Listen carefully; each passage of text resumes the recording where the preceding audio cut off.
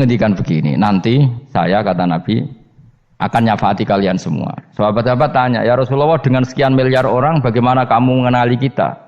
Saya ulang lagi, suatu saat saya nanti akan nyafaati kalian karena saya kenal kalian. Maksudnya di akhirat. Ya apa? Di akhirat. Terus sahabat tanya, ya Rasulullah bagaimana engkau mengenali kita sementara nanti di akhirat bermiliar-miliar orang gitu. Terus Nabi ngendikan gini, jika kamu punya unta dengan tanda tertentu, saya ulang lagi, jika kamu punya unta punya tanda tertentu, dalam jidatnya ada begini, dalam tangannya ada gini, dalam kakinya ada gini, maka apa kamu bisa membedakan untamu dengan unta orang lain? Ya bisa ya Rasulullah, karena unta kita khas. Misalnya kaki depannya ada putihnya, kaki belakangnya ada putihnya, dalam baduknya ada putihnya. Terus kata Nabi, inna ummati yut'auna yaumal qiyamati hurran muhajjalin min asaril wudu. Nanti umatku nanti wajahnya juga bersinar, tangan kakinya juga bersinar. Jadi asar itu saya pastikan secara riwayat itu akhirat, maksudnya tentang akhirat. Tapi bahwa yang di dunia ada yang memulai asar itu nggih monggo mawon. Loh itu bagus kan, artinya ekspresi percepatan. Enggak apa-apa loh, daripada kok kowe ora jelas ini gitu. Maksudnya ya orang ngetok kowe pancen jarang sujud tenan. Wis ora usah sensitif, tapi yang jelas ya nanti. Ya sampean kiamat ruang samu. Nanti hisab itu nanti kalau hitung hanya sekitar 3 jam. Hisabnya sak dunia itu hanya sekitar, karena malaikat itu tidak kesulitan sama sekali. Tak warai ya. Ini enggak akan salah saya dalam hal ini karena riwayatnya sahihah.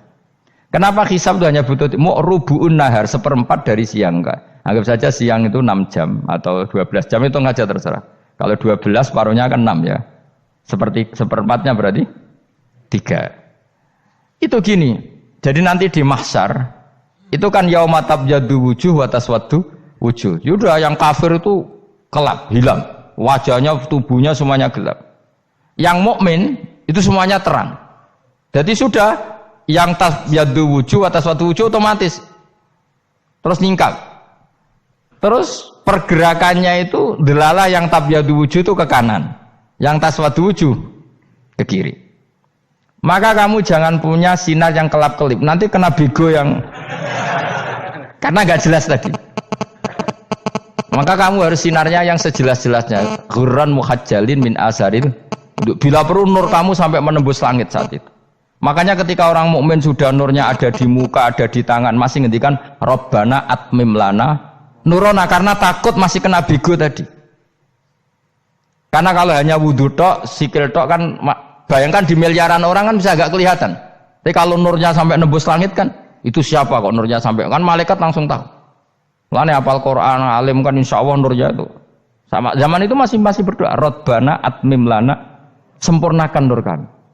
Karena nanti identifikasi malaikat berdasar tadi, kalau ada nur berarti diletakkan ashabal yamin, kalau nggak ada nur ashabas shimal. Nah malaikat yang dibawa bigo itu kira-kira detail nggak? Dugaan saya kalau kelap-kelip pasti kena simal. Wah ini partai kiri mesti kan.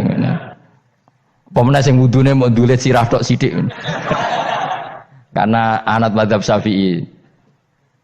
Sebetulnya meskipun itu sebaiknya kalau basuh sirah itu kabeh ben ora kelap kelip,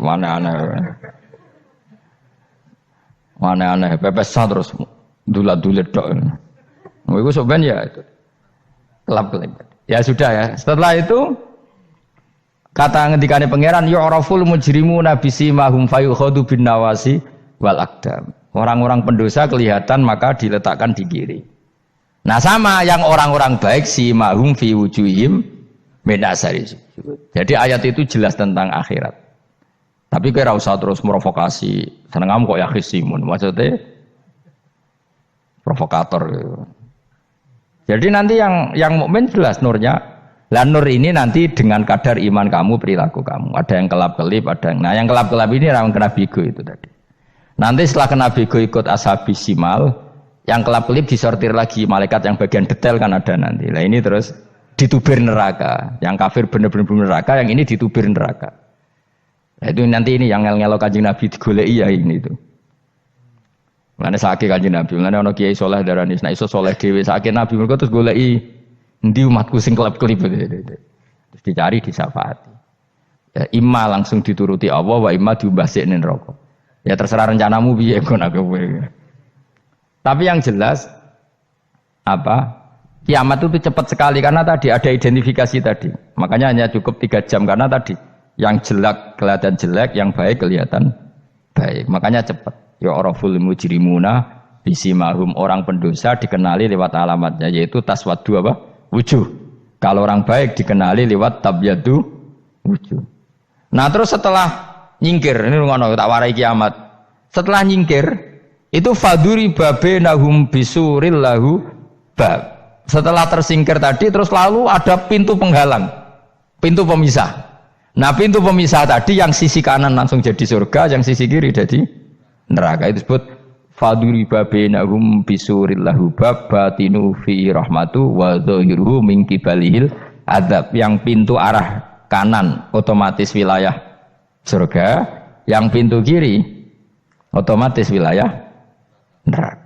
Nah, problemnya ketika penutupan pintu itu dah yang kelap-kelip itu katut kemana ini yang makanya kamu jangan malok partai yang apa? Kelap-kelip yang enggak jelas itu koalisi kemana ya?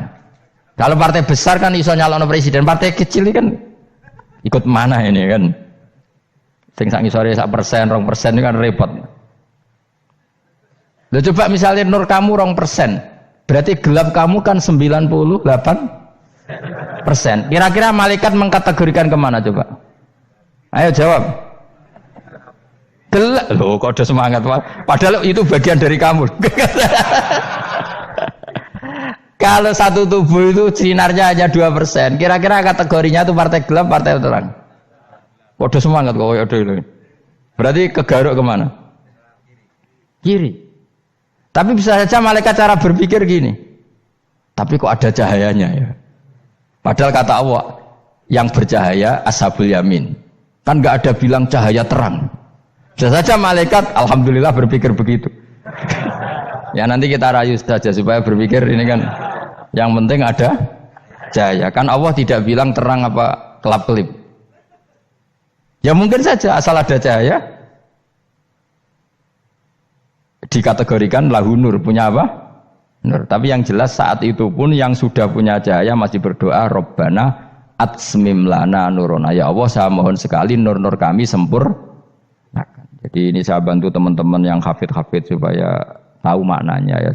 Dan yang enggak hafid ya dengar ya. Kalau nur itu penting. Makanya Nabi itu kayak apa? Nabi itu orang super. Itu kalau ngendikan wa mat min fauqi nuran wa min tahti nuran wa an yamini nuron wa ansimali nuron, sampai terakhir Nabi masih mendoa untuk dirinya waj'ali nuron, dan semua tubuh saya jadi nur. Jadi Nabi sudah gitu, ya Allah jadikan sisi depanku nur, belakang kami nur, kanan nur, kiri nur, terakhir itu apa? Waj'alni nuron, dan doa semoga semua tubuh saya jadi nur. Itu termasuk doa yang sering saya baca. Karena saya takut kelap-kelip tadi, ini bahaya ini kalau malaikat. Saya tidak tahu cara berpikir malaikat tadi. Apa ngitung 98% maka dikategorikan apa? Gelap. Apa dihitung nurnya saja? Wong instruksinya Allah kan yang ada nur ashabul yamin. Meskipun gelap-gelip kan punya nur. Saya tidak tahu nanti ikut 2% ikut mana kalau di partai koalisi itu? Ya ikut yang menang biasanya, ikut yang apa? Ya paham ya, makanya saya mohon kalau wudu itu usahakan sempurna, terutama wudu sholat. Kalau nggak wudu sholat itu sebaiknya nggak sempurna, supaya ada bedanya wudu sholat sama wudu tidak sholat. Rasulullah itu masyhur gitu ya. Rasulullah itu kadang tawaddu'a wudu'an khafifan, wudu yang sederhana, yaitu hanya sekali-sekali dan tidak sempurna. Ketika ditanya as-sholat ya Rasulullah, tidak. Misalnya saya habis makan, mau tidur, biasanya ya wudu, tapi tentu tidak perlu sesempurna kayak wudu sholat, biar ada bedanya. Rasulullah juga gitu, beberapa kali beliau wudu tapi tidak sesempurna wudunya untuk sholat. Masyhur itu di riwayat tawaddu'a wudu'an khafifan duna wudu'ihi lis sholat. Tapi kalau wudu untuk sholat asbaghal wudu, menyempurnakan wudu. Jadi supaya ada bedanya wudu sholat dan wudu tidak sholat. Saiki gak wong ora iso ngaji padha kabeh. Abu Bakar ya gitu. Ana wong poso sunat kok nyediakno buka dimarahin. Istrinya pernah nyediakan buka beliau untuk puasa sunat. Itu embernya dipecahi Mbak Abu Bakar. Ditanya, kenapa gitu? Apakah kamu akan menyaingi Ramadan? Jadi gak boleh memperlakukan puasa sunat kayak Ramadan. Ya biasa saja kalau Puasa sunat tuh, wah, buka kolak, apa? Ramadane ya iri tuh, ini gimana kok saya disaingi ini? Jadi kabeh itu ada proporsinya, ada apa? Makanya megang Quran ya wudu, megang wudu. Nah, kabeh gitaran terus wudu, pengiran tersinggung, piye kok menjegal gitar wudu? Jadi nggak boleh kebaikan disaingi itu juga nggak boleh. Bapak gue sergap wudu sampai nyekel gitar. Yo, Quran tersinggung, wah semen ibu gak semen kan. Malaikat panitia kan ya tersinggung. KB itu kan ada proporsinya apa? Ada proporsinya. Itu hebatnya Rasulullah. Jadi kalau beliau wudu, bahkan wudu itu wudu li sholat sama tidak sholat itu. Misalnya sholat sunat. Sholat sunat itu kamu mampu ngadeg boleh nggak duduk? Boleh. Kalau sholat fardu nggak boleh, biar ada bedanya. Fardu itu spesial, nggak boleh, harus berdiri. Kalau sunat pun harus berdiri. Fardu tersinggung. Iya sunat kok nyanyi aku kan gitu kayak. Ya makanya sholat fardu wajib berdiri ya, sholat sunat boleh duduk meskipun mampu loh ya. Nggak boleh sama, sholat sunat pun harus berdiri, berarti ada sunat menyaingi fardu. Ya jelas ya, jadi aturan main itu harus jelas, nggak boleh. Makanya Abu Bakar itu nggak mau kalau ada orang puasa sunat kemudian apa? Abdullah bin Mas'ud lebih parah, dia itu tukang nyuwepeng orang yang selalu sholat duha.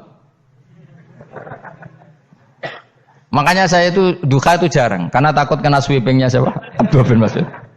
Itu ada orang khusyuk tiap hari duha, di sweeping sama dia. Apakah kamu menjadikan sholat ini jadi fardu? Kok mbok lakoni bedino? Awas nampak lakoni bedino. Di era akhir duha dilakoni bedino. Perkara ini butuh duit. Itu kalau zaman Abdullah bin Mas'ud kena sweeping apa? Karena berarti menandingi fardu. Yes, ora usah anut ilmu ku bahaya itu di sensitif. Cuma ini kan ilmu tetap tak utarakan biar kamu tahu, enggak boleh fardu disaingi itu enggak. Coba kan banyak ketentuannya tadi. Contoh paling gampang itu apa? Kalau sholat fardu boleh enggak boleh apa? Duduk. Sholat sunat boleh duduk. Sholat sunat boleh di kendaraan sesuai jalannya kendaraan. Ainama tawajjahat bi rakhilatu. Kalau sholat fardu, kalau kamu naik unta harus turun untuk memastikan di kiblat. Jadi banyak sholat sunat kamu dalam keadaan najis sudah tidak boleh dilakukan. Kalau sholat fardu, karena saking pentingnya fardu, meskipun dalam keadaan najis ya menemukan alat sesuci harus tetap sholat. Jenenge sholat dihormatil waktu, karena nggak boleh fardu ditinggalkan. Meskipun nanti harus iadah, karena nggak boleh mengalahkan fardu meskipun itu oleh najis. Jadi misalnya kamu pergi hanya bawa satu celana, kemudian di terminal atau apa kena najis, kena uyah sampean misalnya. Kamu harus tetap wudu dan sholat, karena nggak boleh fardu ditinggalkan. Meskipun nanti harus iadah, karena sholat kamu tidak sempurna. Dalam keadaan celana kamu najis, boleh nggak sholat sunat? Oh nggak boleh, karena kalau fardu itu darurat, memang sesuatu yang harus maka dilakukan. Tapi kalau kamu dalam keadaan nggak suci, nggak boleh melakukan sholat apa? Sunat. Karena fardu itu spesial apa? Spesial. Bon kalau terus nol. Wamtazul yauma ayyuhal mujrimun. Ya jadi orang mujrimun.